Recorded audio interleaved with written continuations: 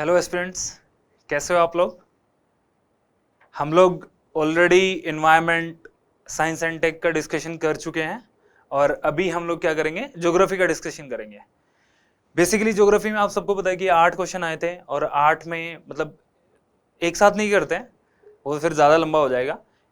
2 parts में कर लेते हैं कि 4 क्वेश्चन एक पार्ट में कर लेते हैं और 4 क्वेश्चन एक पार्ट में कर लेते हैं, ठीक है। बाकी वीडियोस भी आप लोग देख चुके होंगे और हम लोग देख लेते हैं अभी कैसे क्वेश्चंस आए थे, किस तरीके से हम लोगों को अटेम्प्ट करने थे, क्या स्ट्रक्चर था, कहाँ पे मैप बनेगा क्या नहीं, ओके, वो सारी चीजें देख लेते हैं। तो my self Rakesh, faculty in Kalam IAS, okay, here I am with the questions. देख लेते हैं कौन कौन से क्वेश्चंस थे।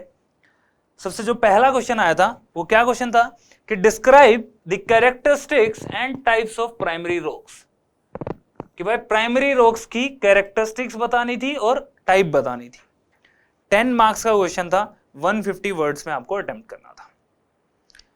एकदम सिंपल क्वेश्चन है, सीधी सीधी बात पूछी हुई है, कहीं दिमाग नहीं लगाना है कि भाई प्राइमरी रॉक्स के बारे में पूछ रहा है कि क्या कैरेक्टरिस्टिक्स हैं और क्या टाइप्स होंगी उसकी। कहां पे? एनसीईआरटी में है भाई, सिंपल। एनसीईआरटी में जहां भी रॉक्स पढ़ोगे ना तो प्राइमरी रॉक्स सबसे पहले पढ़ोगे। नाम ही बता रहा है प्राइमरी रॉक्स क्या होती है। स्ट्रक्चर देख लेते हैं क्या स्ट्रक्चर होगा। तो स्ट्रक्चर में कैसे करोगे, वही हम लोगों का वही सिंपल तरीका कि भाई इंट्रोडक्शन, बॉडी और कंक्लूजन। इंट्रोडक्शन में यहां पे कोई डाटा फैक्ट या फिर हम लोग कोई ऐसी चीज बताएं कि ये वाला फैक्ट था, ये वाली रिपोर्ट थी, कोई जरूरत नहीं है ना। आप बता सकते हैं, यहाँ पे कोई बनता ही नहीं है चांस। यहाँ पे हम लोग तो क्या करेंगे, क्या फिर ऑप्शन बचता है हमारे पास, सिंपली हम लोग क्या करेंगे, प्राइमरी रॉक्स को डिफाइन कर देंगे। यहाँ पे प्राइमरी रॉक्स को डिफाइन कर दिया, आपका इंट्रोडक्शन हो गया कि भाई प्राइमरी रॉक्स होती क्या ये बता दो। बॉडी में क्या करोगे, बॉडी में तो हम लोगों को क्या करना होता है, सिंपल, हम क्वेश्चन से स्टेटमेंट को उठाते हैं। तो पहली स्टेटमेंट क्या बोलती है कि भाई कैरेक्टरिस्टिक्स बताओ। तो हमारा पार्ट 1 यहाँ पे बन जाता है और पार्ट 1 क्या बात बोलता है कि कैरेक्टरिस्टिक्स ऑफ प्राइमरी रॉक्स बता देंगे, हम पॉइंट्स में लिख देंगे सारा। दूसरी चीज क्या आती है पार्ट 2 में, टाइप्स ऑफ प्राइमरी रॉक्स। पहले में कैरेक्टरिस्टिक्स बता दी, दूसरे में हम लोग क्या बता रहे हैं, टाइप्स बता रहे हैं कि कौन कौन सी टाइप्स प्राइमरी रॉक्स की होती है, ठीक है। जहां पे डायग्राम बनाने की जरूरत पड़ेगी वहां पे डायग्राम बन जाएगा। आप लोगों ने एनसीईआरटी में देखा भी होगा इग्नियस रॉक्स का जो टाइप्स का डायग्राम था, या जीसी लियोंग आप लोगों ने पढ़ी हुई बेसिक बुक है। कंक्लूड कैसे करेंगे, कंक्लूजन वैसे तो इन ज्योग्राफी के क्वेश्चंस का कंक्लूजन बनाना बहुत मुश्किल हो जाता है कई बार कि क्या लिखें यहाँ पे, लेकिन यहाँ पे आप बता सकते हो कि इंडिया में किस किस लोकेशन में किस है और ये इनका क्या इकोनॉमिक सिग्निफिकेंस है। अगर हम लोग इनको एक्सट्रैक्ट कर पाते हैं तो we can use for the development of India, ठीक है। इस तरीके से आप इस क्वेश्चन को कंक्लूड कर सकते हैं, ठीक है। सब स्ट्रक्चर आप सबको समझ में आ गया होगा। तो हम लोग देख लेते हैं अभी कि कैसे लिखना था, कहाँ पे डायग्राम बनाना था और डायग्राम बनाने का इसमें ऑप्शन है भी या नहीं है, तो वो सारी चीजें हम लोग देखते हैं। पहली चीज प्राइमरी रॉक्स, इंट्रोडक्शन देना है, प्राइमरी रॉक्स के बारे में लिखना है।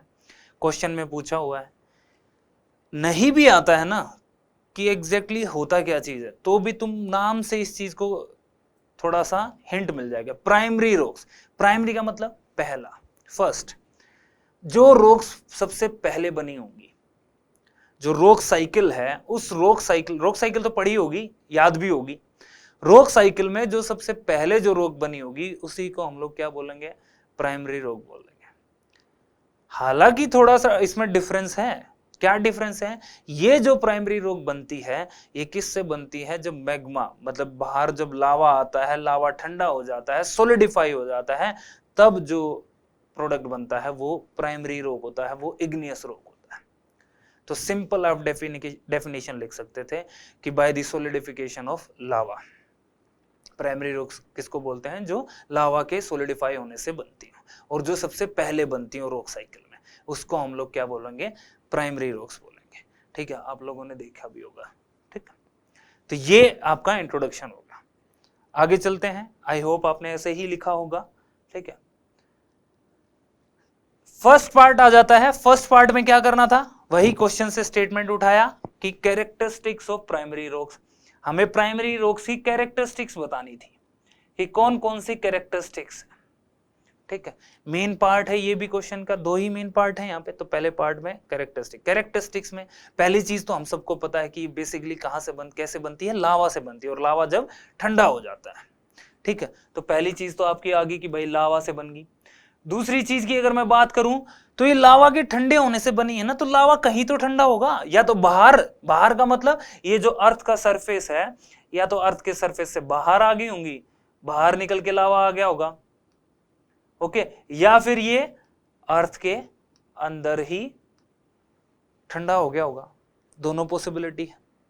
ओके, तो एक ये भी कैरेक्टरिस्टिक है कि ये बाहर भी बन सकती हैं सरफेस के, और अर्थ सरफेस के अंदर भी बन सकती हैं। तो दोनों कैरेक्टरिस्टिक्स, दोनों प्रॉपर्टी होगी इसकी। तीसरी चीज क्या होगी, ये मतलब दूसरी में बाहर, बिलो या अबव लिख लिया। तीसरी चीज कि भाई यहां पे जब इग्नियस रॉक्स मतलब लावा का जब भी जिक्र होता है, तो लावा हमारे माइंड में एक पिक्चर बनती है कि यार बहुत गर्म सा एक लिक्विड बह रहा होगा और बहुत एक्सप्लोजन करके आया होगा। ये एक पिक्चर फोटो माइंड में आता होगा हमेशा। आप खुद से सोचो, जब उसका लावा का मतलब इतना ज्यादा टेम्परेचर होता है कि वो हर एक चीज को बर्न कर देता है। ठीक है, और ये बिल्कुल स्टार्टिंग में बनी होंगी। तो स्टार्टिंग में ना तो फोसिल्स होने के लिए क्या होना चाहिए, डेड रिमेन्स होने चाहिए, प्लांट्स के, एनिमल्स के। तो उस टाइम पे जब ये बनी हो, जब लावा निकला होगा, कि उस टाइम पे क्या भाई कोई प्लांट्स और ये सब नहीं मिला होगा। ठीक है, तो यहाँ पे फोसिल्स की पॉसिबिलिटी क्या हो जाती है, खत्म हो जाती है यहाँ पे। ठीक है, तो इन रॉक्स में क्या होता है कि फोसिल्स नहीं मिलते हैं। आगे देख लेते हैं कि जनरली आप लोगों ने देखा होगा सेडिमेंट्री रॉक्स में, सेडिमेंट्री मतलब जो सेडिमेंट से बनी होती है, वो लेयर बाय एक बार एक सेडिमेंट्स की लेयर चढ़ गई, उसके ऊपर फिर दूसरी आ जाती है, फिर तीसरी आ जाती है, इस तरीके से लेयरिंग सिस्टम होता है। यहाँ पे इग्नियस रॉक्स में, या मैं बोलूं प्राइमरी रॉक्स में, कोई लेयरिंग सिस्टम नहीं होता। तो यहाँ पे जो क्या है कि भाई लेयर्स नहीं होती हैं यहाँ पे। ओके, फिर आप देखोगे कि जो इनसे जो स्ट्रक्चर बनता है वो फाइन ग्रेन पार्टिकल्स भी हो सकते हैं, वो बड़े बड़े पार्टिकल्स भी हो सकते हैं। ठीक है, बड़े बड़े स्ट्रक्चर्स भी बन सकते हैं, वो क्रिस्टल फॉर्म में भी बन सकते हैं। वो डिपेंड करता है कि उनका कूलिंग पीरियड कितना है, या मतलब कूलिंग टाइम कितना है, कि वो बाहर सरफेस पे ठंडे हुए हैं या अंदर हुए हैं, तो कितना टाइम लगा उनको कूल होने में। क्योंकि जब क्रिस्टल बनता है वो डिपेंड करता है कि कितने टाइम में कोई चीज कूल हो रही है। तो ये सारी प्रॉपर्टीज आपको, या सॉरी ये सारी कैरेक्टरिस्टिक्स आपको प्राइमरी रॉक्स के बारे में बतानी थी। तो 5-6 कैरेक्टरिस्टिक्स हैं जो आप बता दोगे यहाँ पे। ठीक है, तो आपका पार्ट 1 आपका क्लियर हो जाता है यहाँ पे। ओके, नेक्स्ट में आ जाते हैं। नेक्स्ट पार्ट में जब आते हैं तो नेक्स्ट पार्ट में हम लोग देखते हैं कि टाइप्स बतानी थी हमें। क्या बतानी थी, प्राइमरी रॉक्स की टाइप्स बतानी थी। तो टाइप्स में हम लोग क्या करते हैं कि दो में इसको डिफरेंशिएट कर लेते हैं, दो में डिवाइड कर लेते हैं हम लोग। एक कर लेते हैं कि classification on the basis of origin, कि भाई ओरिजिन कहां पे हो रहा है, बन कहां पे रही है, ये ओरिजिनेट कहां पे हो रही है। ठीक है, तो मैंने आपको अभी पॉइंट कैरेक्टरिस्टिक्स में भी देखा कि एक तो बाहर मतलब सरफेस के अबव, और एक सरफेस के बिलो। तो जो बिलो है मतलब अंदर है, तो आप अपन लोग क्लास में जब बचपन में कभी भी जाते थे, हम लोग कहते थे ना कि मे आई कम इन मैम, ऐसे हाथ करके बोलते थे मे आई कम इन मैम। तो इनका मतलब क्या हुआ, अंदर। तो यहां पे ज्योग्राफी में जब हम लोग टर्म यूज करते हैं तो उसको बोलते हैं इंट्रूसिव। और किसकी बात कर रहे हैं हम लोग, इग्नियस रॉक्स की। तो इन रॉक्स को क्या बोलेंगे, इंट्रूसिव इग्नियस रॉक, जो अंदर बनी होंगी। ऐसे ही जो बाहर बनी होंगी, जो जा चुका है मतलब एक्सट्रूसिव, तो उसको क्या बोलेंगे, एक्स मतलब बाहर, बाहर हो गया भाई, चलो एक्सट्रूसिव इग्नियस रॉक्स। ऐसे ही हम लोगों ने इग्नियस रॉक्स को क्लासिफाई किया कि भाई कंपोजिशन पे, कि इनकी कंपोजिशन क्या है। कंपोजिशन मतलब कि कौन कौन से कंपोनेंट्स हैं, उसके बेसिस पे हम लोगों ने इसको डिवाइड किया। तो कंपोजिशन में जब हम लोग देखते हैं मतलब इसके अंदर क्या है, तो उसमें हम लोगों ने एसिडिक में और बेसिक में इसको डिवाइड कर दिया कि एसिडिक कंटेंट कितना है, ओके, एसिडिक है भी या नहीं है। तो इस तरीके से हम लोगों ने इसको डिवाइड कर दिया। तो आप भी ऐसे ही टाइप्स में ये दोनों चीजें इसमें बता सकते थे। ओके, फिर आता है आगे देखते हैं, फिर हम लोग क्या करेंगे, फर्दर एक एक को डिफाइन कर देंगे। इंट्रूसिव इग्नियस रॉक्स के बारे में बता देंगे। यहाँ तो मैंने बहुत सारे पॉइंट्स लिख दिए, बट आपको यहाँ पे इतना ज्यादा लिखने की जरूरत नहीं, क्योंकि ऑलरेडी हम लोग एक पार्ट कवर कर चुके हैं और इनको क्लासिफाई कर चुके हैं। तो इंट्रूसिव में वहीं आप बता दोगे कि हाँ भाई इंट्रूसिव क्या है। इंट्रूसिव का मतलब जो इनसाइड सरफेस के बिलो जो ठंडी हुई है, उनको हम लोग इंट्रूसिव इग्नियस रॉक्स बोलेंगे। ओके, ये सरफेस पे कैसे आती हैं, ये रॉक सरफेस पे कैसे आएंगी, जब उनका ऊपर, उसके ऊपर जो सरफेस है वो हटा दिया जाए। कैसे हटता है, वो जब इरोजन वाले चैप्टर में आप लोगों ने पढ़ा होगा, इरोजन, डेनुडेशन, वेदरिंग, ये टर्म्स पढ़ी होंगी आपने ज्योग्राफी में। जब ऊपर वाली सतह को हटा दिया जाएगा तब जाके कहीं ये जो रॉक्स हैं वो एक्सपोज होंगी, बाहर निकल के आएंगी। ठीक है, तो ये चीज हम लोग देखेंगे। फिर आप लोगों ने ये, अगर डायग्राम आपको याद था, ये आप लोगों ने एनसीईआरटी में भी देखा होगा, आपने जीसी लियोंग पढ़ते टाइम भी देखा होगा कि किस तरीके से इंट्रूसिव रॉक्स को भी फर्दर डिफाइन किया गया है, फर्दर डिफरेंशिएट किया गया है, डिवाइड किया गया है टाइप्स में। जैसे आप लोगों ने पढ़ा होगा बेथोलिथ।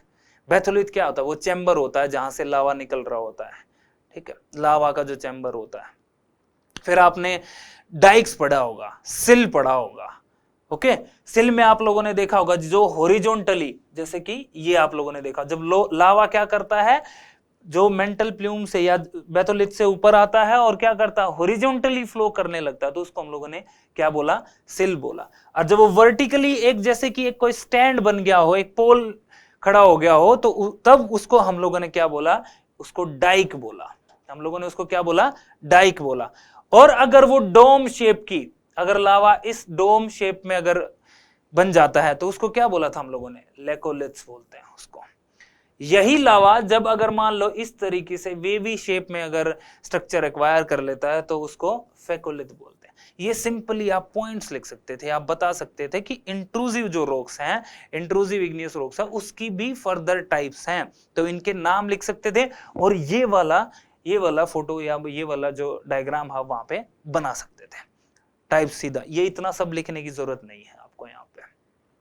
ओके, ये डायग्राम बना के you can fetch extra marks, आप आधा नंबर, 1 नंबर एक्स्ट्रा फेच कर सकते हो। ठीक है, फिर आगे देखते हैं। आगे जब हम लोग देखेंगे तो इंट्रूसिव देख लिया, तो उसके बाद क्या है अपना एक्सट्रूसिव। और एक्सट्रूसिव में क्या, सिंपली जो बाहर, जो सरफेस के बाहर, ओके, जो सरफेस के बाहर बनी है ना, वो बाहर जब लावा आके ठंडा हो गया, ठंडा होके वो सेटल डाउन हो गया, तो उसको हम लोगों ने एक्सट्रूसिव इग्नियस रॉक्स बोला, जैसे मीजा हो गया, सिंडर हो गया।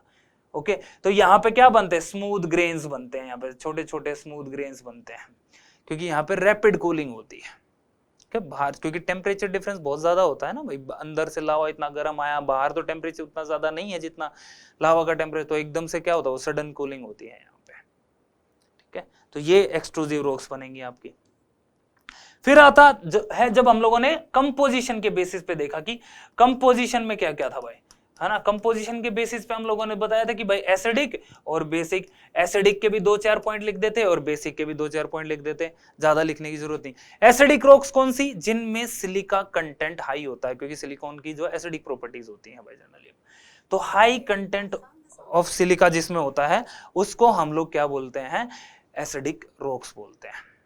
इनकी एक और प्रॉपर्टी होती है कि जिसमें जब सिलिका कंटेंट ज्यादा होता है तो सिलिका कंटेंट में क्या होगा, वो लिक्विड को क्या करता है, कंसंट्रेट कर देता है, कंसंट्रेट कर लेगा, या मैं बोलूं विस्कस बना देता है। जैसे आप शहद का और पानी का एग्जांपल लो, शहद है, शहद बहुत विस्कस होता है, अगर आप उसको टेबल पे गिराओगे तो वो फैलेगा नहीं, जितना पानी फैल जाए, पानी पूरा टेबल पे फैल जाएगा, लेकिन शहद नहीं फैलेगा, क्योंकि शहद जो है वो हाईली विस्कस है, पानी नहीं है। सेम उसी तरीके से जो एसिडिक रॉक्स होती हैं वो ज्यादा विस्कस होती हैं। जब वो ज्यादा विस्कस होंगी तो वो क्या करती हैं, वो फ्लो नहीं करती, ज्यादा एरिया में नहीं फैलेंगी। ज्यादा एरिया में नहीं फैलेंगी तो क्या करेंगी, वो उसी के मतलब वहां पे ही कूल डाउन हो जाती हैं। जैसे मान लो इस तरीके से ये एक वोल्केनिक माउंटेन है, यहां से लावा बाहर निकल रहा है और लावा इतना थिक है कि वो निकलते ही क्या हो रहा है, इसी के ऊपर गिर जा रहा है। ऐसे ऐसे गिरता जाएगा, गिरता जाएगा, सूखता जाएगा, गिरता जाएगा, सूखता जाएगा, गिरता जाएगा, सूखता जाएगा, तो क्या आफ्टर सम टाइम क्या बन जाएगा, इसकी हाइट बढ़ जाएगी। तो जनरली क्या होता है, एसिडिक रॉक्स में आप देखोगे तो हाई माउंटेन्स बनते हैं।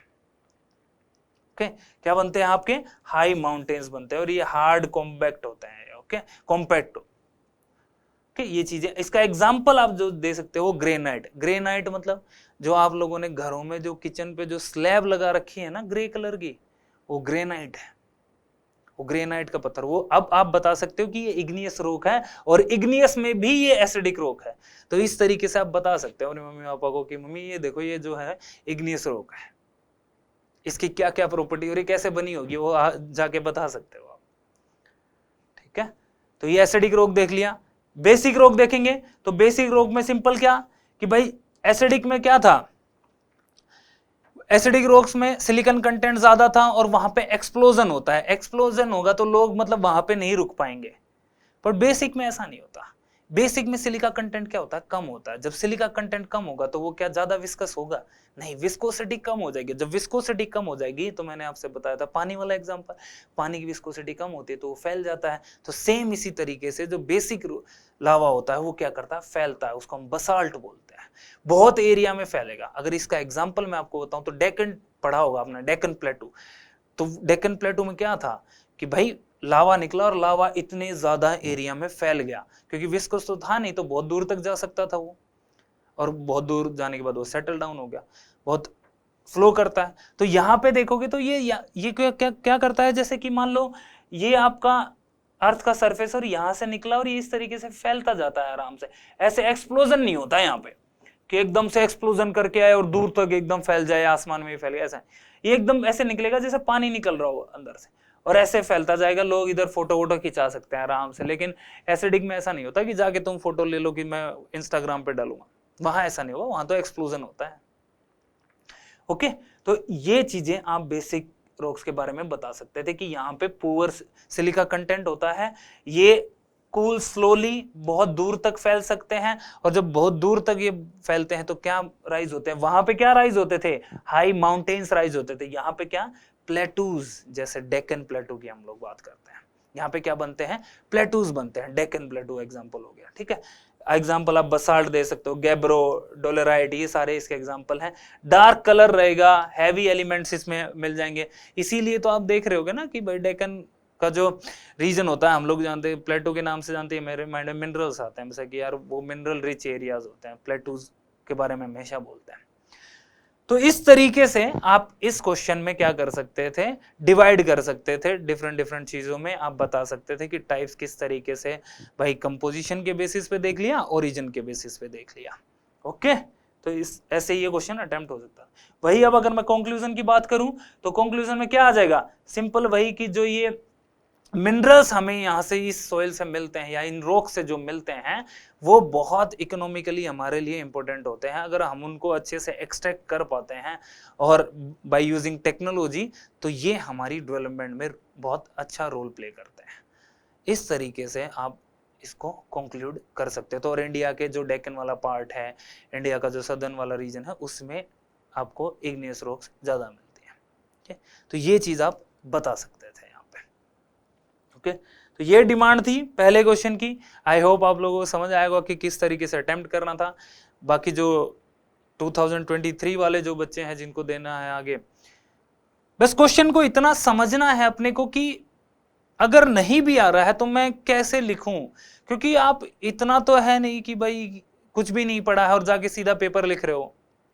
आप बेसिक चीजें पढ़े होगे, आपको थोड़ा सा क्वेश्चन की जो डिमांड है उसको हिट करना है कि हाँ क्या क्या चीजें। अब इसमें फालतू की बात करनी ही नहीं थी, सिंपल चीजें हैं जो पूछी गई थी वही लिखनी थी हमें।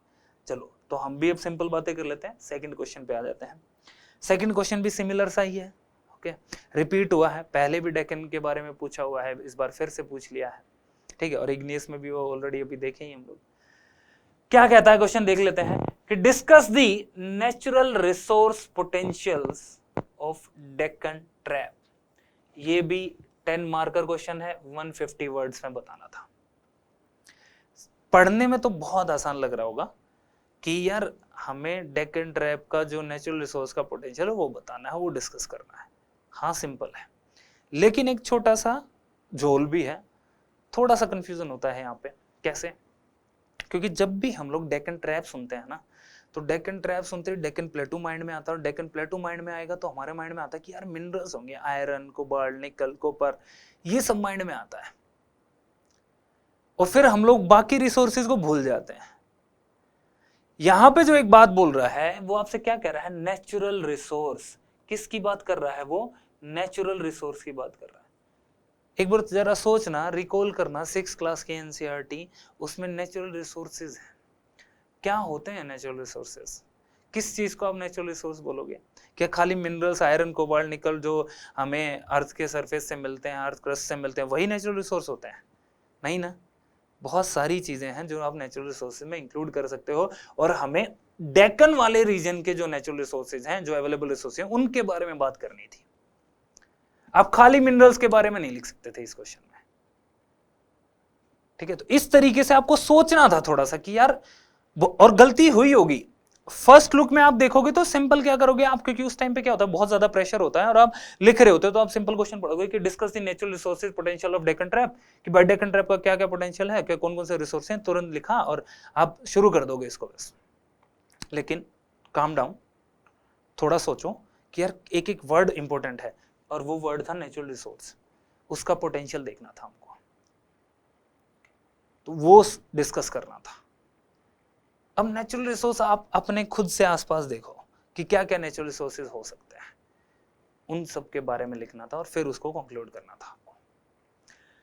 तो वही सिंपल, कैसे स्ट्रक्चर, क्या बनाओगे स्ट्रक्चर में, कि भाई इंट्रो में क्या लिखेंगे हम लोग, डेक्कन ट्रैप के बारे में लिखेंगे कि डेक्कन ट्रैप क्या चीज है, इसका फॉर्मेशन कैसा हुआ, आप इसको इंट्रोडक्शन में लिख सकते हो। बॉडी, नेक्स्ट पार्ट जब अपना आता है बॉडी, तो बॉडी में हम लोग तो सिंपल है, क्वेश्चन में साफ साफ दिया हुआ है, तो उठा लिया स्टेटमेंट, चुरा लिया, natural resource potential of Deccan trap, कि कौन कौन से नेचुरल रिसोर्सेज हैं डेक्कन ट्रैप में जो हम लोग ग्रैब कर सकते हैं। फिर कंक्लूड करना था, भाई हमारा जो ये पोटेंशियल है इसको यूज भी तो करना है, तो गवर्नमेंट को कुछ इनिशिएटिव लेना चाहिए, GS2 से जोड़ दो इसको, कि गवर्नमेंट किस तरीके से इनिशिएटिव लेके इन पोटेंशियल को हार्नेस कर सकता है हमारी डेवलपमेंट के लिए। सेम जो पहले क्वेश्चन में हुआ था वैसे ही करना था। ओके, चलो अब देखते हैं इसको। और मैप तो बहुत इंपॉर्टेंट है, डेक्कन रीजन वाला मैप आपको पता ही होना चाहिए, तो आप मैप बनाओगे इस क्वेश्चन में, जो कि आपको एक्स्ट्रा मार्क्स दिलाएगा, ठीक है? तो जब डेक्कन ट्रैप की जब हम लोग बात करते हैं, तो डेक्कन ट्रैप सिंपली क्या है कि ग्रेटेस्ट वोल्केनिक स्ट्रक्चर है, ओके, जो कि हमारा 60 to 65 मिलियन ईयर्स अगो बना था, ओके। और इसमें क्या होता है, सिंपली लावा होता है जो स्प्रेड आउट हो जाता है, हम लोगों ने अभी देखा। तो डेक्कन ट्रैप के बारे में बता सकते थे आप कि भाई डेक्कन ट्रैप क्या है, ग्रेटेस्ट वोल्केनिक स्ट्रक्चर है, जो कि बहुत वास्ट एक्सपेंस में इंडियन पेनिनसुलर प्लेटो पे जो है वो स्प्रेड आउट हो रखा है, 5 लाख स्क्वायर किलोमीटर के एरिया के में स्प्रेड आउट हो रखा है। ये आप बता सकते थे इंट्रोडक्शन में, सिंपल है कि डेक्कन ट्रैप बेसिकली क्या चीज है, कितने एरिया में फैला हुआ, किस रीजन में फैला हुआ है। फिर इसके बाद जैसा कि फॉर्मेशन ऑफ डेक्कन ट्रैप यहाँ पे मेन पार्ट नहीं है, बट आप बता सकते हो, वो इंट्रोडक्शन का ही पार्ट हो जाता है। यहाँ पे आप सिंपल डायग्राम बनाते कि फॉर्मेशन ऑफ डेक्कन ट्रैप और 4 पॉइंट लिख देते हैं कि भाई ये क्या था, क्रेटेशियस टाइम पे बना था, क्रेटेशियस जो पीरियड था 60 बिलियन ईयर्स अगो, उसके टाइम पे बना था। आप लोगों ने जब इंडिया की जो फिजिकल ज्योग्राफी पढ़ी होगी, तो इंडिया जब मूव कर रहा था गोंडवाना लैंड से अपार्ट होके, सेपरेट होके, तो रीयूनियन आइलैंड में आप लोगों को याद होगा मेंटल प्लूम था। मेंटल प्लूम का मतलब कि नीचे से लावा का एक फुहारा निकल रहा था और उस फुहारे के ऊपर से इंडिया गुजर रहा था। तो जब वो गुजरा तो वहां पे वोल्केनिक इरप्शन हुआ, जो अभी देखा था बसाल्टिक वोल्केनिक इरप्शन हुआ, और ये पूरा इस एरिया में फैल गया। जैसे ऐसे था, मान लो ये इंडिया है, ये ट्रैवल, ये मूव कर रहा है, और ये इधर से नीचे से क्या मेंटल प्लूम है, ये इंडिया इसके ऊपर आया, ये नीचे आया और क्या करे, ये बाहर निकलने लगा और ये इस पे फैल गया। तो ये आप बता सकते थे कि भाई मेंटल प्लूम से बना है ये, ठीक है। तो डिफरेंट डिफरेंट बसाल्टिक लेयर्स इसमें जमा हो गई हैं। और आप ये भी बता सकते थे कि ये ओल्डेस्ट पार्ट है जो गोंडवाना लैंड मास से हमारा जो सेपरेट हो गया था, ये वो वाला रीजन है। तो ये सिंपल आप इसका फॉर्मेशन बता सकते थे आप यहाँ पे, ओके। हो जाएगा, यहाँ पे इंट्रोडक्शन देख लिया, थोड़ा सा हम लोगों ने फॉर्मेशन के बारे में बता दिया। अब हम लोग जाते हैं इसका मेन पार्ट पे कि मेन पार्ट क्या बात बोलता है। अब यहाँ पे इसका मैप भी बनाओगे, ठीक है, मैप भी बनाओगे इंडिया का, और दिखाओगे कि कौन सा जो रीजन है वो डेक्कन ट्रैप वाला जो ये रीजन है उसमें बता सकते हो, ठीक है। तो मैप बनाना बहुत जरूरी है, यहाँ पे बना लोगे वो तो सिंपल है, उसमें ज्यादा फाइट नहीं आएगी। अब आते हैं मेन की natural resource potential of Deccan trap. कि भाई रिसोर्स पोटेंशियल क्या क्या है हमारा डेक्कन ट्रैप का। सोचो, थोड़ा सा दिमाग लगाओ। एक तो बेसिक सिंपल सी जो चीज है वो है कि भाई ये जो है ये लावा से बना है, और लावा से क्या अभी पढ़ के आए हैं, इग्नियस रॉक्स बनती है। अब ये लावा अंदर से निकला है, अंदर से निकला है तो अंदर में जो मिनरल्स होंगे वो बाहर आए होंगे, वो बाहर आके ठंडा हो गया, सेटल डाउन हो गया इस एरिया में, मतलब मिनरल्स फैल गए, तो इस एरिया में मिनरल्स होंगे, तो इग्नियस रॉक्स में जो मिनरल्स हैं उनको यूज कर सकते हैं हम लोग, पहली चीज। दूसरी चीज आप देखोगे कि जब इन रॉक्स का, या जो इग्नियस रॉक बन गई, या इग्नियस मतलब जो सोइल बनेगी अब यहाँ पे, ये इग्नियस रॉक्स का इरोजन होगा। किससे इरोजन होता है? पानी से हो गया, हवा से हो गया, इन चीजों से इरोजन होगा। इरोजन होगा तो ये छोटे छोटे पार्टिकल्स में टूटने के बाद क्या है, सोइल का फॉर्मेशन पड़ा होगा, सोइल बनेगा। तो इससे जो सोइल बनेगा वो सोइल कौन सी होती है? ब्लैक सोइल होती है। बचपन से पढ़ते हैं कि हाँ यार इस वाले रीजन में क्या है, ब्लैक सोइल बनती है। जब ब्लैक सोइल बन गई तो एक चीज सोचो, किसकी खेती के लिए इंपॉर्टेंट होती है? कॉटन की। तो कॉटन की खेती इस एरिया में ज्यादा होती है, तो कॉटन के लिए एक रिसोर्स रिच एरिया हो गया ये, जिसको अगर इरिगेट किया जाए तो यहाँ पे कॉटन कितना ज्यादा उगाया जा सकता है, तो हमारे लिए एक पोटेंशियल हो गया ना। और भाई सोइल क्या है? सोइल भी तो नेचुरल रिसोर्स है ना, आप खाली मिनरल्स की बात थोड़ी करोगे, सोइल भी तो नेचुरल रिसोर्स है, वो भी बताओगे आप। इसके बाद आ जाता है कि आप देखोगे जो डेक्कन वाला पार्ट है, यहां से बहुत सारी रिवर्स निकलती। क्या रिवर्स रिसोर्स नहीं है? क्या वाटर रिसोर्स नहीं है?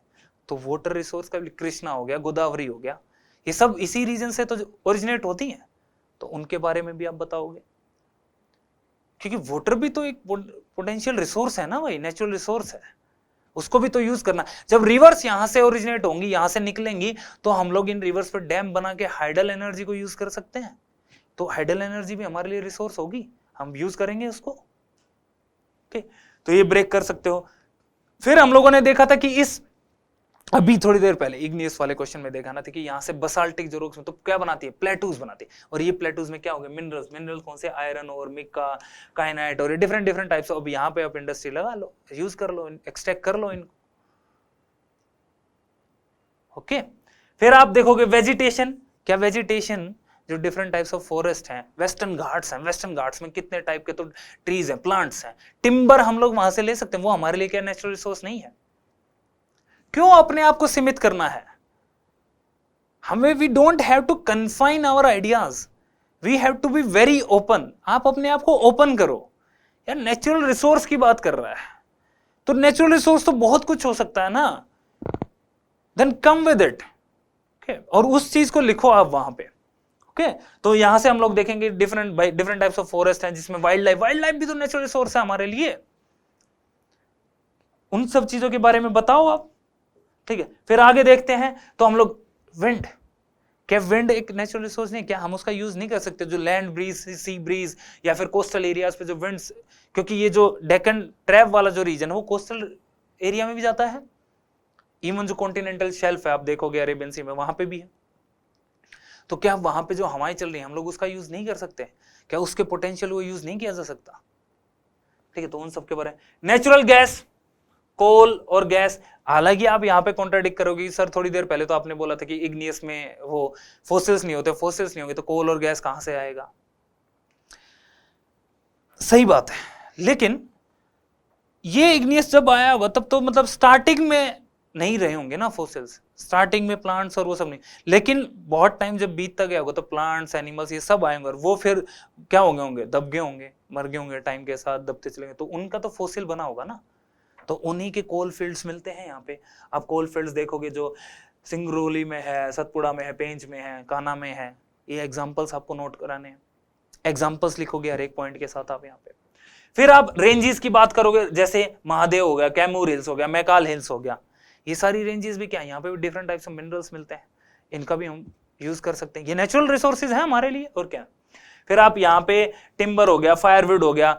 एक और चीज लास्ट एंड फाइनल, क्या यहाँ पे जो डाइवर्सिटी है, different types of people are living in these areas and they are like preserving, मतलब वो आज भी अपने कल्चर को प्रिजर्व कर रहे हैं, वो अपनी लैंग्वेज को, जैसे आपका देखोगे एग्जांपल में भील हो गया, गोंड हो गया, ये भी तो रिसोर्सेज है ना।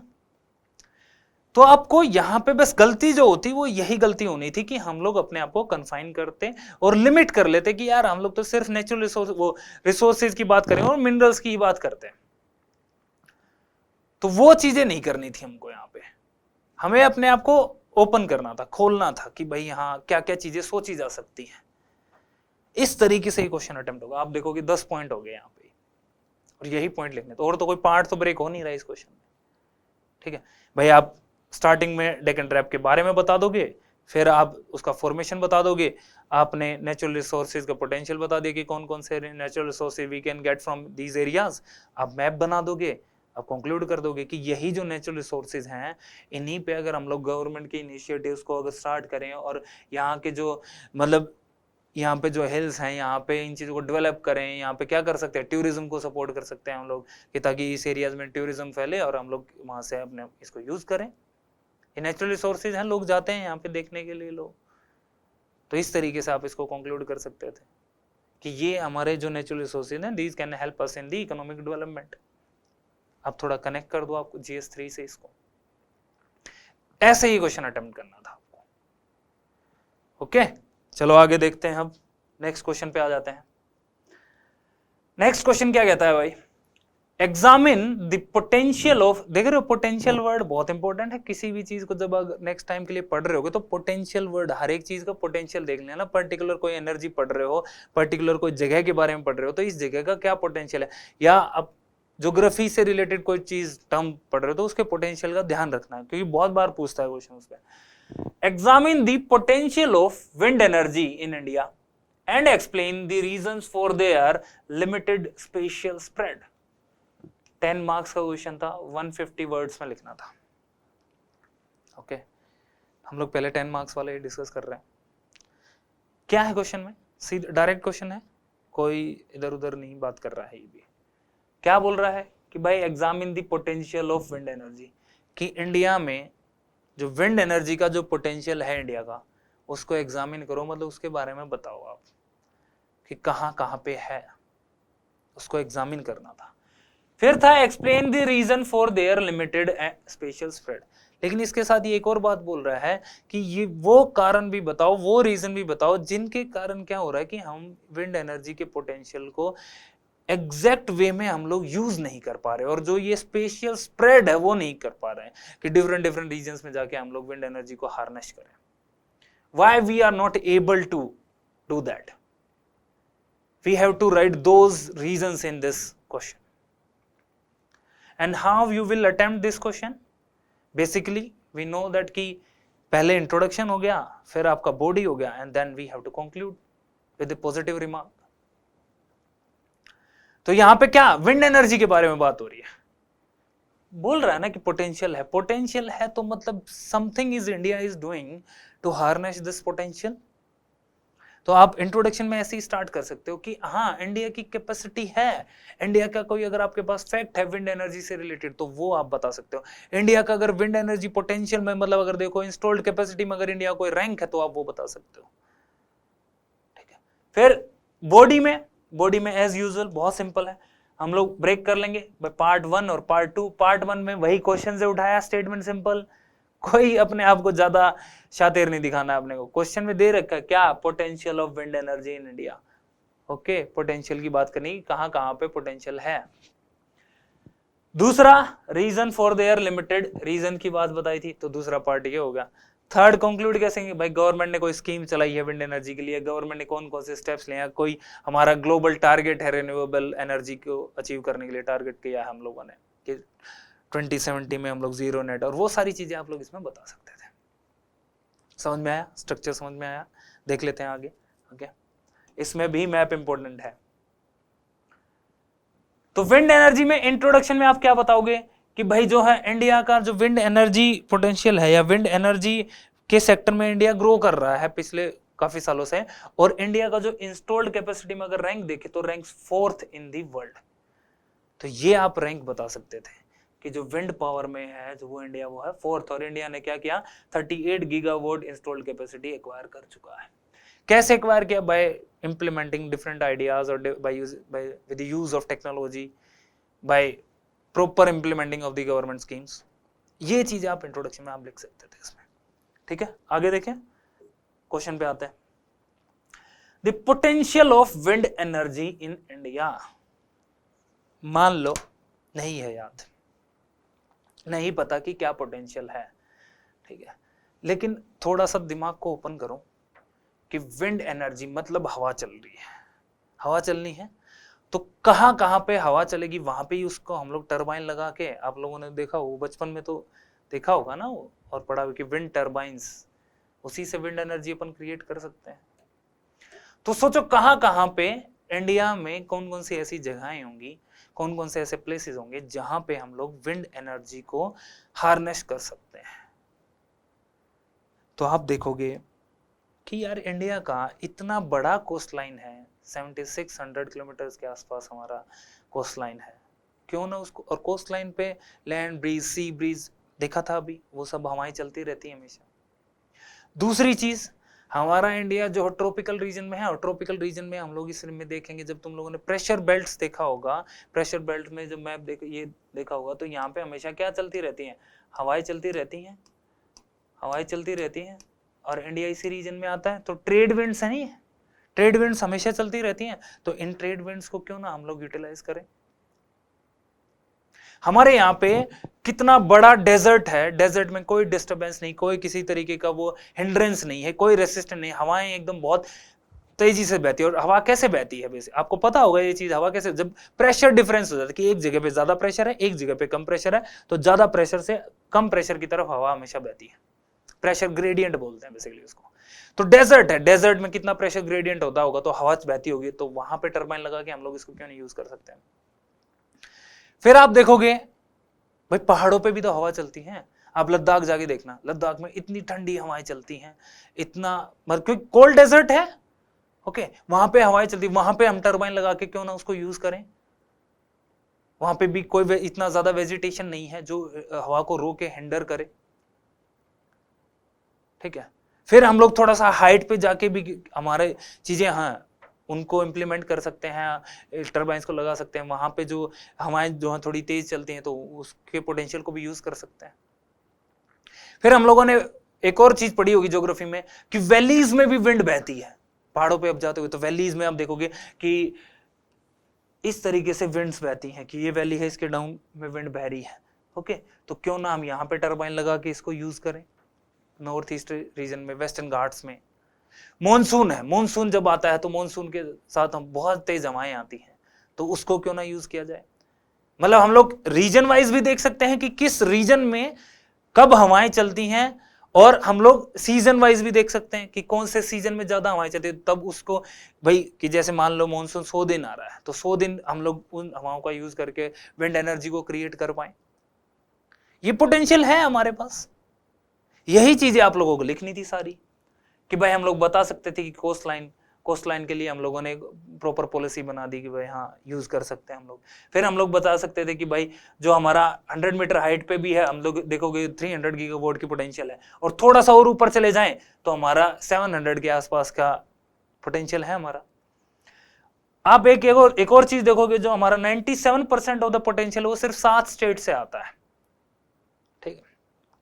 जो विंड एनर्जी है हम लोग जनरली 7 स्टेट से ज्यादा यूज कर रहे हैं, तो क्यों ना हम लोग और जो स्टेट्स हैं, बाकी प्लेन्स हैं, उन रीजन्स में भी हम लोग टरबाइंस लगा के उसको यूज करें, वो भी एक पोटेंशियल है हमारे लिए, ठीक है। फिर वैलीज हो गया, डेजर्ट हो गया, लोकल विंड्स हो गया, ट्रेड विंड्स हो गया, so these are the potential of wind energy. और आप मैप बना दो और मैप बना के बता दो कि हाँ इन रीजन्स में क्या है आपका विंड पोटेंशियल एनर्जी ज्यादा है, विंड एनर्जी सॉरी इसमें आप ज्यादा जनरेट कर सकते हो। आप यहाँ पे भी बता सकते थे कि भाई लद्दाख वाले रीजन में, ठीक है, फिर आप प्लेन्स में भी, फिर नॉर्दर्न ईस्ट की जो माउंटेन वैलीज है उनमें भी, ठीक, तो ये पोटेंशियल आप डेजर्ट में भी बता सकते थे कि भाई हाँ यहाँ पे भी है विंड एनर्जी का पोटेंशियल। तो रीजन वाइज बता देते आप, स्टेट वाइज बता देते, किसी भी तरीके से ब्रेक कर सकते थे इस क्वेश्चन को। ऐसा नहीं है कि बांध लिया अपने आप को और कि नहीं यार मैं तो इसी तरीके से लिखूं। आप ओपन हो, खुलो इस क्वेश्चन के साथ। गुजरात, महाराष्ट्र, आपका राजस्थान ऊपर, फिर तमिलनाडु, केरला, कर्नाटका, उधर लद्दाख, इधर ये प्लेन्स वाला रीजन हो गया, उधर नॉर्थ ईस्टर्न स्टेट्स होगी, दो हर एक स्टेट का अलग अलग चैलेंजेस हैं, बट यहां पे पोटेंशियल तो है ना कि क्रिएट किया जा सकता है। या फिर आप इस तरीके से कि डिफरेंट डिफरेंट प्लेसेस के बारे में, कि जैसे मैंने डेजर्ट बताया, वैलीज बताई, ओके, जो कोस्ट लाइन बताई, कितना कोस्ट लाइन है उसको यूज करो, क्या अंडमान निकोबार हो गया या फिर आपका लक्षद्वीप हो गया। तो इस सारे रीजन को हमें, ये हमारे लिए एक पोटेंशियल है कि हम लोगों को ये यूज करना चाहिए। वही सारी चीजें हम लोगों को इसमें लिखनी चाहिए थी, और फिर हम लोग मैप बना देते। ठीक है, सिंपल क्या करते हैं, टरबाइन ही खड़ा कर देते हैं यहाँ पे, बता देते कि हाँ भाई ये टरबाइन लगा सकते हैं। ठीक है, एग्जामिनर समझ जाता कि हाँ भाई विंड एनर्जी की बात कर रहा है और इन इन एरियाज में बता रहा है कि हाँ यहाँ पे पोटेंशियल ज्यादा है। ठीक है, तो ये चीजें होगी। अब देख लेते हैं, लेकिन हम लोग इसको यूज नहीं कर पाए और इसका जो स्पेशल स्प्रेड है वो नहीं कर पाए, वो बहुत लिमिटेड हुआ। मतलब आप खुद थोड़ा सा सोचो कि कोई भी चीज करनी है लेकिन उसमें कुछ अड़चने आ जाती हैं, तो वो अड़चने या रिस्ट्रिक्शंस या फिर कोई रीजंस हैं जो उसको हैम्पर कर रहे हैं, वो क्या हो सकते हैं, किस तरीके से वो रीजंस आप कैसे डिफाइन करोगे। विंड एनर्जी को हार्नेस करने के लिए टरबाइन चाहिए ना, तो टरबाइन कहीं पे तो लगाओगे तो उसके लिए लैंड चाहिए, और आपको पता है ना कि लैंड एक्विजिशन कितना कॉम्प्लेक्स प्रोसेस है। क्या आसानी से लैंड मिल जाता है? हर एक स्टेट की अलग अलग पॉलिसीज है। तो पता चला भाई हमें ये कोस्टल एरियाज पे लोग रह रहे हैं, उनको डिस्प्लेस करना पड़ रहा है वहां से, वो लोग क्यों लगाने देंगे वहां पे। दूसरी चीज, कोस्टल एरियाज पे हम लगा तो दें, पर जैसा कि आप देखोगे ओडिशा वाला रीजन है या फिर ईस्टर्न कोस्ट वाला, साइक्लोन की पॉसिबिलिटी कितनी ज्यादा। हम लोगों ने टरबाइन लगाया, कल साइक्लोन आगे उड़ा ले गया, इंफ्रास्ट्रक्चर खत्म हमारा। सेम चीज अभी आप देखोगे, आप लोग ज्योग्राफी में पहले भी पढ़े हुए हो, इवन हम लोगों ने पहले वाली वीडियो में भी इसके बारे में जिक्र किया था कि अरेबियन जो सी है वहां पे भी साइक्लोन्स की फ्रीक्वेंसी बढ़ रही है, टोकटे और गुलाब और ये सब बढ़ गए अभी। तो यहाँ पे वेस्टर्न कोस्ट पे भी लगाया, साइक्लोन आ गया, वेव्स आ जाती हैं, वेव्स उखाड़ देंगी उसको। तो इंफ्रास्ट्रक्चर को क्रिएट करना या इंप्लीमेंट करना अच्छे से वो बहुत डिफिकल्ट हो जाता है। ओके, फिर इनको इंस्टॉल करने के लिए शुरू में बहुत ज्यादा पैसा चाहिए। ऐसा तो है नहीं कि भाई मेरे यहाँ पे बहुत तेज हवा चल रही है मैं अपना घर पे लगा लूं, उसके लिए बहुत पैसा चाहिए, इनिशियल कैपिटल बहुत ज्यादा होती है, वो नहीं कर पाते। तो सरकार ही इंप्लीमेंट कर पाएगी इन चीजों को, तो ये भी अपने आप में एक चैलेंज है। फिर और अगर आप लोग देखोगे तो जो डिस्कॉम डिस्ट्रीब्यूशन कंपनीज हैं वो भी कोई अच्छा परफॉर्म नहीं करती हैं, उनमें भी बहुत सारे लूप होल्स हैं, उनसे भी डील करना है। ठीक है, फिर हम लोग देखते हैं जो वहां का ये जो टर्बाइंस है, इन टर्बाइंस के कारण जो वहां के आसपास का फ्लोरा और फोना है, पता चला कि वो पक्षी मर गया भाई वहां से। वहां पे जो पक्षी घूमते थे, उनका जो उड़ते थे वहां पे, वो सब डिस्टर्ब हो गया, एक साइकिल डिस्टर्ब होगी, तो वहां का फ्लोरा फोना डिस्टर्ब हो गया। ये भी अपने आप में एक चैलेंज है। ओके, तो यही सारी चीजें हैं, आप लिख सकते थे। फिर एक और चीज, एक और रीजन जो सबसे बेसिक जो अपन करते हैं, कोई जरूरी थोड़ी कि हवा हर टाइम बह रही है और उसी स्पीड से बह रही है। हो सकता है भाई आज तेज हवा चल रही हो, कल बहुत कम, तो एक रेगुलर आपको विंड एनर्जी नहीं मिलेगी, आपका रेगुलर वो टरबाइन घूमता नहीं रहेगा। आज हवा नहीं चली, ठीक है, नहीं चली तो भाई टरबाइन नहीं घूमेगा तो विंड एनर्जी नहीं क्रिएट होगी। तो इस तरीके से आप ये रीजन सोच सकते थे कि हाँ, और अब आप खुद सोच के मतलब देखो कि इसके लिए कुछ पढ़ना है कि इसके लिए बहुत सारी चीजें हम पढ़ लें। ये सिंपल चीजें थी जो आप लोग आराम से इसमें लिख सकते थे। ठीक है, चलें आगे। आई होप, मतलब देखो बेसिकली अपना एक ही फंडा है कि यार अपने को सोचना है कि क्वेश्चन को अटेम्प्ट कैसे करना है, क्योंकि क्वेश्चन आएगा वैसा ही जो लगेगा नहीं कि यार यहाँ पढ़ा हुआ है। बेसिक अंडरस्टैंडिंग होगी आपकी, आपने बेसिक चीजें, बेसिक किताबें पढ़ी होंगी, जो सब पढ़ते हैं उतना ही पढ़ना है। बस आंसर राइटिंग को थोड़ा इंप्रूव करना है और सोचना है, करंट अफेयर से हर एक चीज को आप रिलेट करते चले जाओ। ठीक है, तो ऐसे लिखना था। आगे चलते हैं, इसमें देखते हैं कि भाई कंक्लूड कैसे करना था। तो कंक्लूड भाई सिंपल, भाई गवर्नमेंट ने क्या बना दिया, national wind solar hybrid policy, national of सोर विंड एनर्जी पॉलिसी बनाई है, नेशनल इंस्टीट्यूट बना दिया। फिर हम लोगों ने टारगेट रखा है कि भाई रिन्यूएबल एनर्जी को हम लोग यूज करेंगे, रिन्यूएबल एनर्जी जनरेट करेंगे। ओके, 175 गीगावाट बाय 2022 तक जनरेट करना था। फिर हम लोगों ने एक और कि भाई नेट जीरो बाय 2070 तक का टारगेट अचीव करना है, कार्बन एमिशन को कम करना है। इसमें आप एक और चीज बता सकते थे, जो रीजन है, रीजन में एक और चीज आप बता सकते थे, मेरे को अभी ध्यान आया कि आजकल जो गवर्नमेंट का जो फोकस है और प्राइवेट प्लेयर्स का जो फोकस है वो किस पे शिफ्ट हो रहा है, सोलर एनर्जी पे शिफ्ट हो रहा है।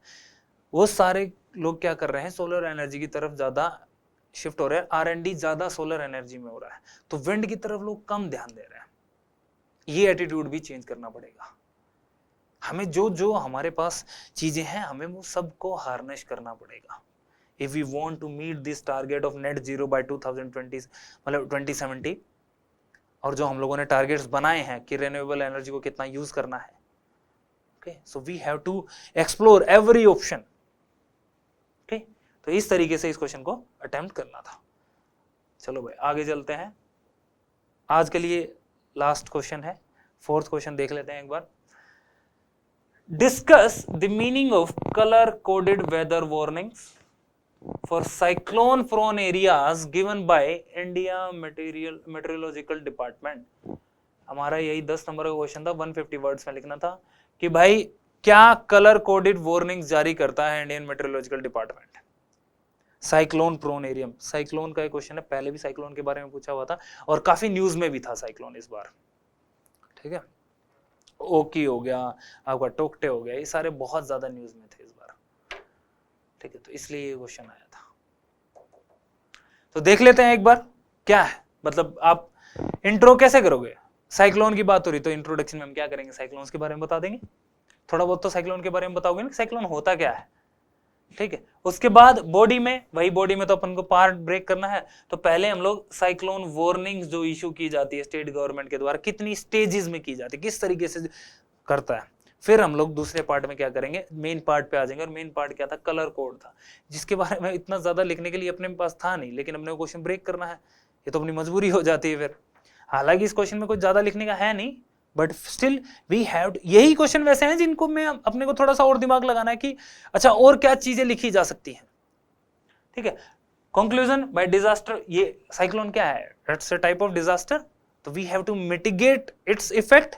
तो गवर्नमेंट क्या मिटिगेशन स्टेप्स ले रहा है साइक्लोन के डिजास्टर को कम करने के लिए। ठीक है, तो ये चीजें हम लोगों को करनी थी। आगे आ जाता है, तो सिंपली आप क्या करोगे, पहले सबसे पहले क्या बताओगे साइक्लोन के बारे में। और साइक्लोन सिंपली क्या है, एक लो प्रेशर एरिया है, लो प्रेशर एरिया जहां पे विंड क्या करती है, सर्कुलेट करती है, एक लो प्रेशर, एक लो, जिस जहां पे प्रेशर बहुत कम है उस पॉइंट पे विंड सर्कुलेट करती है, उसी को हम लोग क्या बोलते हैं, साइक्लोन बोलते हैं। ठीक है, आप ये देखो, ये काउंटर क्लॉकवाइज डायरेक्शन मूव करता है, अब वो नॉर्दर्न हेमिस्फीयर में और सदर्न हेमिस्फीयर में क्या करता है, क्लॉकवाइज डायरेक्शन में मूव करता है। तो ये साइक्लोन के बारे में आप बेसिकली पढ़े हो गए आपसे, तो इस तरीके से आप इसका इंट्रोडक्शन दे सकते थे कि साइक्लोन के बारे में अपन ने थोड़ा सा बता दिया। ठीक, फिर आता है कि भाई हम लोग जो साइक्लोन की जो वार्निंग्स दी जाती हैं वो 4 स्टेजेस में दी जाती है, तो उन 4 स्टेजेस के बारे में थोड़ा सा लिख देते आप। तो पहली स्टेज में क्या होता है, उसको क्या बोलते हैं, प्री साइक्लोन वॉच बोलते हैं। प्री साइक्लोन वॉच जो कि 72 आवर्स बिफोर दी जाती है, 72 घंटे पहले जो वार्निंग दी जाती है उसको प्री साइक्लोन वॉच बोला जाता है। और ये इसमें क्या बोलता है, इसमें अपने को बेसिकली बता देगा कि देखो भाई साइक्लोन आने वाला है, 72 घंटे पहले बता दिया आपको, सतर्क हो जाओ अब। ठीक है, उसके बाद सेकंड स्टेज कब, 48 घंटे पहले, 48 घंटे पहले जो वार्निंग दी जाती है उसको बोलते हैं साइक्लोन अलर्ट।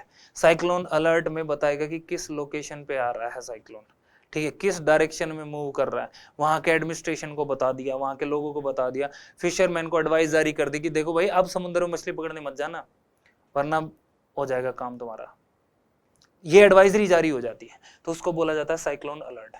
फिर आता है थर्ड स्टेज भाई पहली स्टेज में क्या था, 72 घंटे, फिर 48 घंटे, और अब कितना बच गया आपका, 24 घंटे पहले। 24 घंटे पहले जो वार्निंग दी जाती है उसको बोलते हैं साइक्लोन वार्निंग, और इसमें बताता है कि किस टाइम पे साइक्लोन आएगा और कहां पे एग्जैक्ट लोकेशन पे साइक्लोन आ रहा होगा। तो उस वाले एरिया में एडमिनिस्ट्रेशन को बहुत एक्टिव कर दिया जाता है कि लोगों को इवैक्यूएट करना है पहले ही, ताकि जो हमारा इंफ्रास्ट्रक्चर हो गया या फिर हमारा जान की का लॉस ना हो वहां पे उस एरिया में। फिर फोर्थ स्टेज आ जाती है जो कि 12 घंटे पहले, और वो क्या है, पोस्ट लैंडफॉल आउटलुक। इसमें बिल्कुल एग्जैक्ट बता दिया जाता है कि हाँ भाई कहाँ किस डायरेक्शन में मूव कर रहा है और कहाँ पे आने वाला है। ये सारी चीजें आपका इन स्टेजेस में क्या करते हैं, वार्निंग जारी की जाती है साइक्लोन की, इंडियन मेट्रोलॉजिकल डिपार्टमेंट, और वो भी स्टेट लेवल पे, आपका लोकल लेवल पे, स्टेट वो डिस्ट्रिक्ट लेवल पे, ओके, इस तरीके से, मतलब डिस्ट्रिक्ट लेवल पे हो गया, फिर आपका विलेज लेवल पे, लोकल लेवल पे, ऐसे वार्निंग जारी की जाती है इन स्टेजेस में। तो जब ये वार्निंग जारी की जाती है तो इनके कलर कोड दे दिए जाते हैं। कलर बेसिकली, कलर में तो आप बता ही दोगे जब यार बिल्कुल साइक्लोन आ ही गया है कि अब तो बिल्कुल आ गया, तो कोई भी चीज जब डेंजर बिल्कुल सर पे आ जाता है तो उसका क्या होता है, रेड कलर। ओके, क्या कलर होता है उसका, रेड कलर। और कौन सी होता है, जब अभी देखा तो जब 12 घंटे पहले जब आ ही गया तब तो कि भाई अब तो आ ही रहा है, अब नहीं रुकेगा, तो उसको क्या बोल रहे थे, पोस्ट लैंडफॉल आउटलुक बोला था, तो उसका कलर कौन सा हो जाएगा अपना, रेड कलर। उससे पहले जो 24 आवर्स बिफोर दिया था तो वो क्या थी, एक वार्निंग दी गई थी। ओके, और 48 आवर्स पहले दिया गया था, वो क्या था, एक साइक्लोन अलर्ट था जिसका येलो कलर था, येलो, ऑरेंज और रेड, ये चीजें बतानी थी आपको इस क्वेश्चन में। तो बेसिकली तो ज्यादा क्वेश्चन में इसमें था नहीं, बट हाँ स्टेजेस हम लोग बता सकते थे कि जो आईएमडी की जो स्टेजेस हैं कि किस तरीके से वार्निंग जारी की जाती है, और उन जो वार्निंग दी गई है उसमें कलर वो टाइम के अकॉर्डिंग कि भाई कब साइक्लोन आ रहा है, कितने घंटे रह गए हैं, किस डायरेक्शन में आएगा, तो उसी के अकॉर्डिंग कलर बताए गए थे। कलर अगर मान लो आपको, आपने कभी नहीं भी देखा होगा तो भी आप सोच सकते थे कि यार मान लो ग्रीन कलर ही था, ग्रीन कलर भाई नहीं, अब सेफ है सब कुछ, ग्रीन कलर, और रेड मतलब अब डेंजर है इसे रीजन में। तो इस तरीके से हम लोगों को कलर के बारे में बताना था यहाँ पे, ठीक है। तो ये फिर आप कंक्लूड कैसे कर सकते थे, कंक्लूड कैसे कर सकते थे भाई कि इंडिया मेट्रोलॉजिकल जो डिपार्टमेंट है वो क्या कर रहा है, हजार्ड मैपिंग कर रहा है, साइक्लोन शेल्टर्स बना रहा है, वेजिटेशन कवर इंप्लीमेंट कर रहा है उस एरियाज में, क्योंकि वेजिटेशन क्या करेगा, रोकेगा। फिर आप देखोगे कि डिजास्टर मैनेजमेंट एक्ट जो बनाया गया था उसमें इंस्टीट्यूशनल और जो गवर्नेंस लेवल पे क्या बोला गया कि कोऑर्डिनेशन होना चाहिए, ताकि हम लोग क्या कर सकें, जो ये डिजास्टर्स आते हैं उनका मिटिगेशन या उनके जो इफेक्ट होने वाला है उसको हम लोग क्या कर सकें, मिटिगेट कर सकें, कम कर सकें उस इफेक्ट को। ये सारी चीजें आप बता सकते थे।